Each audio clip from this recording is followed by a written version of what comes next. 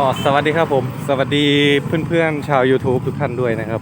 สวัสดี FC ทุกท่านด้วยนะครับผมยินดีต้อนรับเข้าสู่ช่อง Fit f r i e n d Channel นะครับก็คลิปนี้นะครับผมพามาชมนะครับทีมงานนะครับผมก็เป็นทีมงานเสียเด่นดินด่วนนะครับผมหรือก็ทีมงานนี้ใช้แต่ฮีโน่เมกาเลยนะครับผมซีรีส์5นะครับ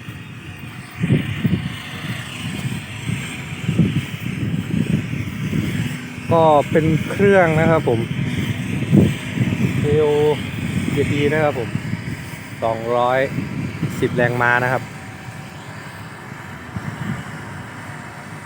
ก็เป็นการลอกหน้าดินนะครับผมเป็นงานปากบ่อนะครับผมวิ่งทอยนะครับก็อยู่ค่าเที่ยวละ100 บาทนะครับผมรวมแมคโครด้วยนะครับ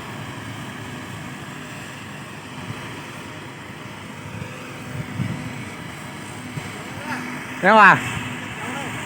ครับผมก็รถขุดที่ใช้นะครับผมเป็นแชทเทเมล่านะครับ313 D2 GC นะครับผมก็ตัวนี้เป็นขนาดกลางนะครับ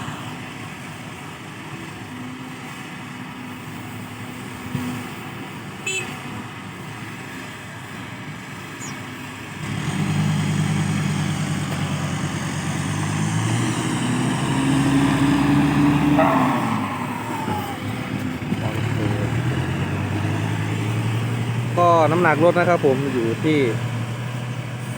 13 ตันครึ่งนะครับก็น้ำหนักก็อยู่ที่13 ตันครึ่งนะครับผมจริงวะก็เครื่องยนต์นะครับผมเป็นเครื่องยนต์แชทนะครับ4 สูบความเร็วนะครับผม C4.4 นะครับผมเครื่อง100 แรงม้านะครับก็เป็นเครื่องยนต์100 แรงม้านะครับผมคันนี้ก็รอบเครื่องนะครับผมอยู่ที่ 1,650 รอบต่อนาทีนะครับก็ถือว่าใช้รอบเครื่องที่ต่ำนะครับผมก็ลูกลอลเลอร์นะครับผมมีทั้งหมด6 ลูกนะครับก็แคเรียร์1 ตัวนะครับผมก็ความกว้างของแท็กนะครับ770มิลลิเมตรนะครับผมหรือ77เซนนะครับ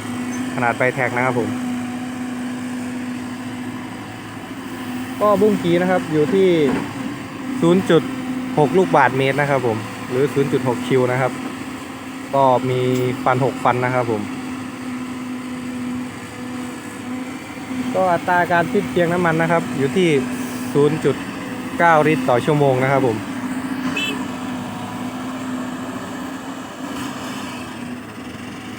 ก็ใส่เยอะพอสมควรนะครับผม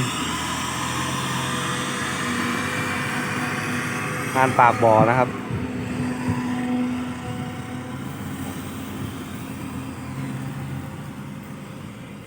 ก็สนใจนะครับผมจะให้เบอร์โทรไว้นะครับ0986570643นะครับย้ำอีกทีนะครับผม0986570643นะครับผมเบอร์โทรนะครับสนใจสามารถติดต่อได้นะครับผม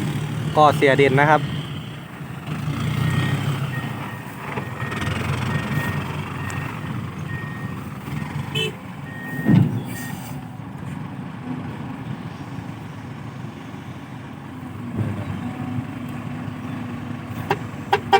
นี่ครับเอาอย่างไงอ้วนนะครับผม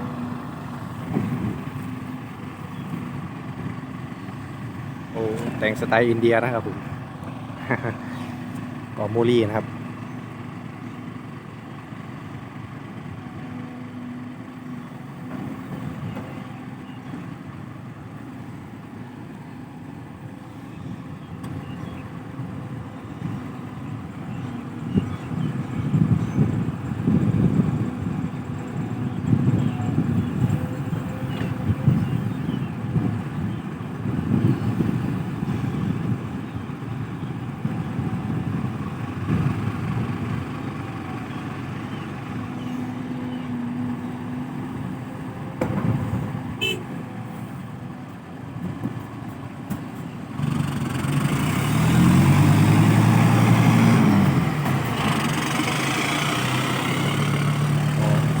ออกเลยนะครับผม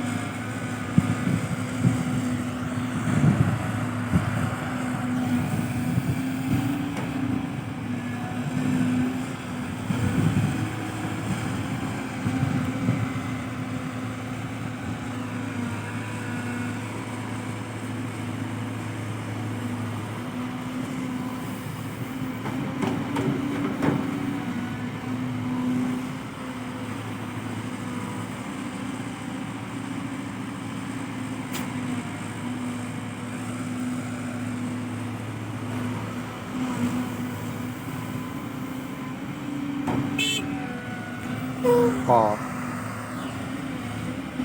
ตักทันอยู่นะครับผมรถวิ่ง4 คันนะครับก็ถือว่าได้จอดรออยู่นะครับผมก็วิ่งไม่ไกลนะครับผมประมาณ500 เมตรได้นะครับผมไปกลับนะครับใกล้ๆนะครับผมนะปากบ่อ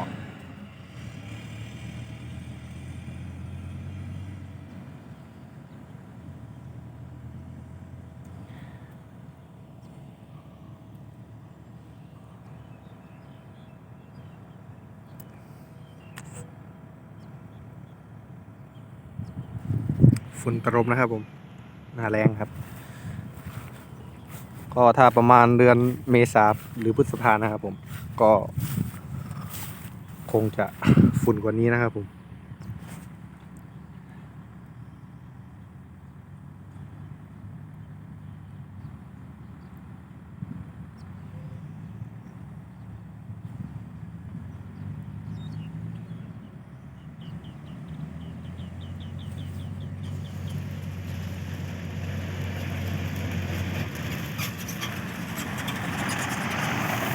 ฝุ่นตลบนะครับผมพระนครศรีอยุธยากันนี้มาตะไกลเลยลพบุรี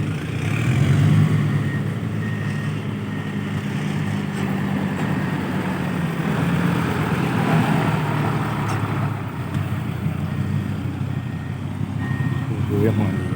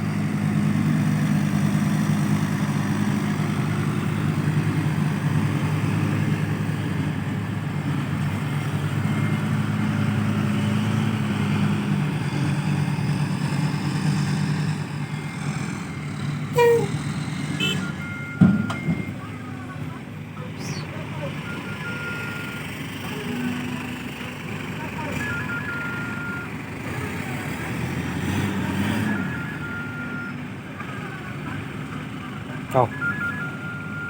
อันนี้ตัดพอใส่มีโปรเค้กครับผมใส่หม้อก๋วยเตี๋ยวเรียง